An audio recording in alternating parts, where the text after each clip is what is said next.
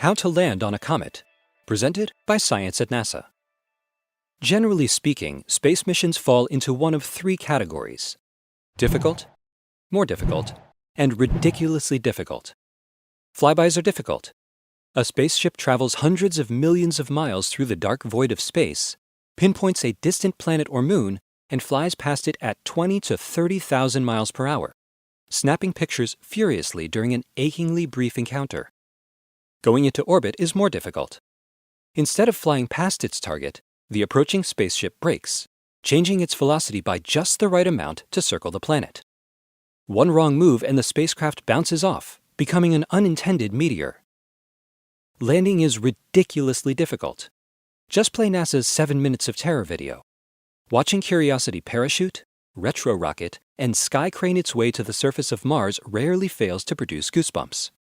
Since the space age began, the space agencies of Earth have succeeded in landing on only 6 bodies: Venus, Mars, the Moon, Titan, and asteroids 433 Eros in Itokawa.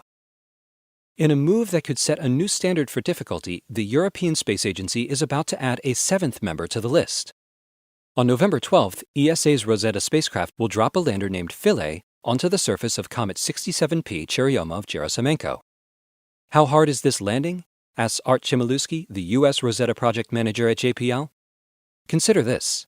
The comet will be moving 40 times faster than a speeding bullet, spinning, shooting out gas, and welcoming Rosetta on the surface with boulders, cracks, scarps, and possibly meters of dust. Rosetta will drop Philae from a height of 22 kilometers as the comet rotates freely below. No active steering will take place during the slow descent. Unlike previous landings where reconnaissance had been done beforehand, at Mars, for instance, we mapped the planet well in advance. Rosetta just started learning about its target a couple of months ago, explains Claudia Alexander, project scientist for the U.S. Rosetta project. This introduces much more risk. Rosetta arrived at 67P on August 6, 2014. What it found was shocking. The comet's nucleus is strangely shaped. One observer has likened it to a freak show mushroom, dominated by a pair of mile-wide knobs joined by a boulder-strewn neck. Picking a landing site would not be easy. Rosetta spent more than a month surveying the comet before engineers and scientists gathered in France to make their decision. None of the candidate landing sites met all the operational criteria at the 100% level, says Stephen Olemak, Philae landing manager at the German Aerospace Center, DLR. But Site J is clearly the best solution. Site J is a relatively flat, boulder-free location on the smaller of the comet's knobs. It gets plenty of sunlight for the lander's solar panels and has good line-of-sight visibility for communications with Rosetta orbiting overhead. The descent will take about 7 hours, a drawn-out process that could be enlivened by unpredictable jets of gas emerging from the comet's core. You thought 7 minutes of terror was bad? This will be 7 hours of terror, says Alexander. If all goes well, Philae will touch down at human walking pace and deploy harpoons to fasten itself to the crusty surface.